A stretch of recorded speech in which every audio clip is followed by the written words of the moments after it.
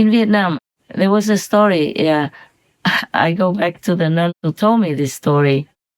There was a story that there was a new temple just built, perfect, beautiful, and clean. And many young men came in to become monks, of course, with high ideals and noble aspirations. But many people came to that temple and gave a lot of good offerings. Too good, too good. And then the abbot of the temple said to these monks, "Oh, you are the chopping board, and they are the knives. If you don't truly continue, sincerely practice, they will chop you until you have nothing left." And afterward, not too long afterward, all the monks returned to lay life again, married and have children, family, etc. That is a true story. My nun teacher told me. That's why I say to you that she taught me things. She told me stories. She also told me, be careful, don't live in that small room alone in a refugee camp. But I had to. I didn't have anybody to live with, you know. I prefer to be alone. I say, why? And she said, oh, the ghosts. Many of them always go into an empty toilet and sit there at night also. I said, I don't see any. Or maybe the Buddha blinded my eyes so I don't feel afraid. Or the Buddha threw them out so that they don't scare me. So I continue to stay there. She can see ghosts. And she can see what you think, what you feel also. She has this psychic power, you know, clairvoyance. Not complete, but some part. Yes. And one other monk also was in a refugee camp, another camp, more private, in a private building with other overseas or Vietnamese refugees. He foresaw my future. He said, I will be world famous. I will be very great spiritually. That's all he told me. And at that time, I just thought he's too kind, you know, because I was very devoted to Buddhist. I gave offerings to monks, and many monks and nuns came to my house also. And I treated them like Buddhas, yes. I didn't call them Buddha, of course. I called them Master, this and that. And I address myself as your child, yeah. In Vietnam, we don't just call one master. Master is sư, yeah. Phụ means father or mother, yes. If there's a nun, you call them sư cô, meaning auntie master. And sư phụ means father master. And you address yourself as child, your child, yeah. Oh, I talked about so many things. I hope you can digest them all. Never mind. You never know when I won't have a chance to tell you again. I treat my day, every day, as my last day. So whatever I can do, I do it. And if some of you don't listen, don't believe, there are others who might listen, who might believe, and might rescue their soul themselves, and might become more virtuous, more moral, more fit to be a real human, also to make society become more safe, you know, safer to live.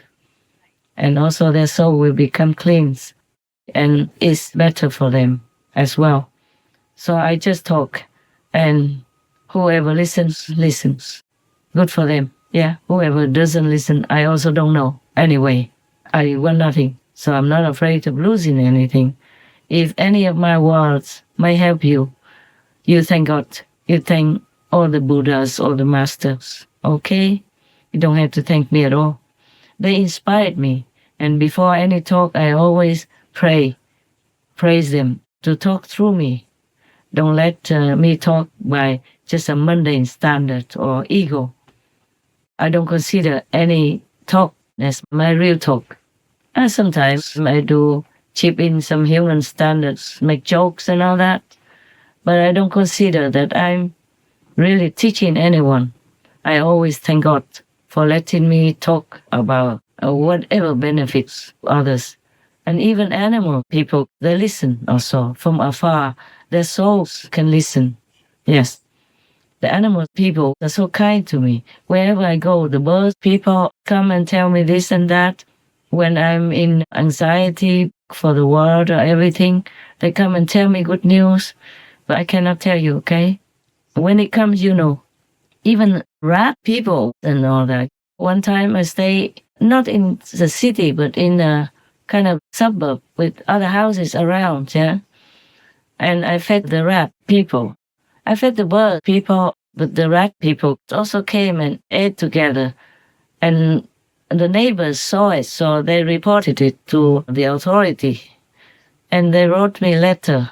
They didn't scold me or anything. They were very nice and polite. They said, don't feed them, because the rat people will come and eat, and the rats may carry sickness to you and your neighbors and all that. So please don't feed them. Because if I continue feeding them, then they will make trouble. Yeah, that's just for sure. First they're polite and write to you nicely, but later they will make trouble. You know, you could be fined or you could be jail, whatever, depends. I don't know much about the country's law. I can't know too many laws. So I stopped feeding them. And I said, I'm very sorry to all the bird people around me and the rat people also. And I keep asking them if they're all right. They say they're okay. Like the seagull people, they normally don't like to go eat the fish people. They say it's stinking.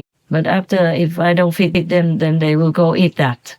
I feel so sorry, my God. My heart's almost broken. And then I say, but you're okay? Yeah? I say, yeah, we're okay. Don't worry.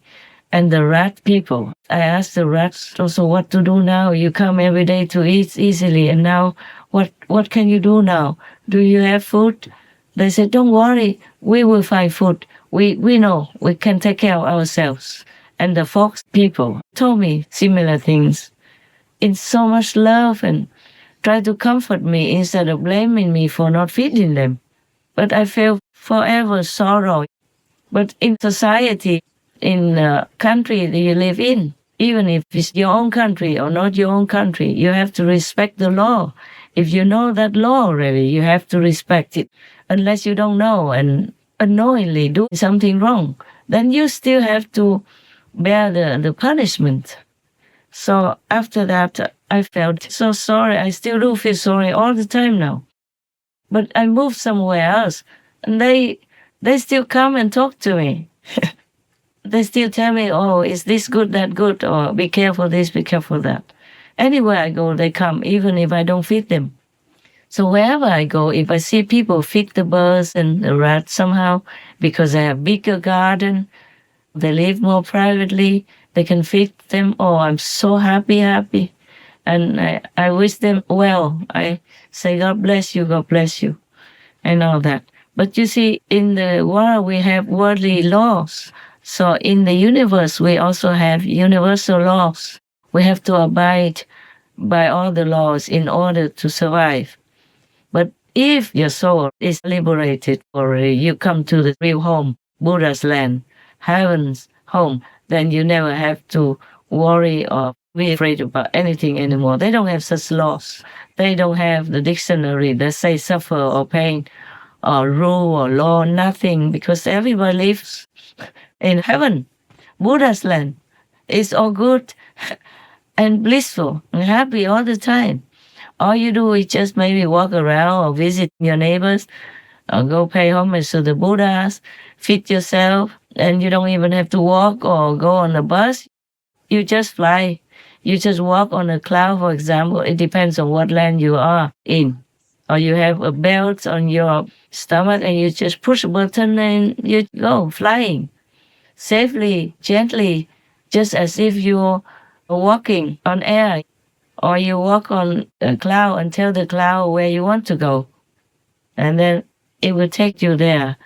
And you have houses, you know, each one has a big house. So whatever is the biggest house in the world is not as big as your house in Buddha's land.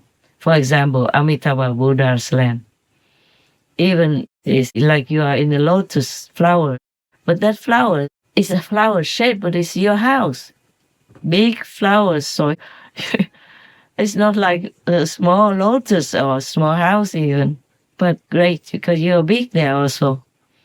And you need space.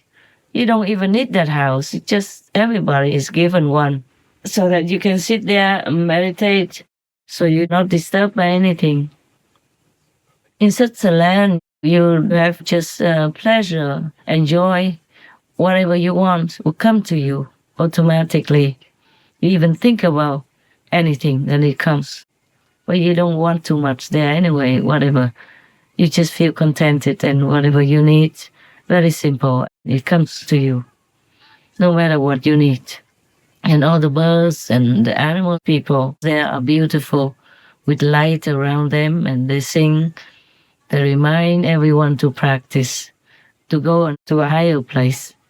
Maybe not because you have to be a Buddha or anything. It's just that if you're a Buddha, you feel good, you feel better about your own achievement. And then you can help others, like maybe your relatives and friends who are still left behind in the suffering world or in hell even. Yeah. Mostly if you attain higher level of consciousness, then many of the generations of your clan, your family, will be also free, will not go to hell. But maybe a couple of them or several of them did not follow Buddhism or did not follow Christ or other masters, doing bad things, and then they have to be punished in hell. And then from the Buddha's land, you can see through heavens and earth and hell, and you see maybe one of your relatives or family members, or even maybe your father, mother suffering in hell. Then you can come down and sacrifice to help them.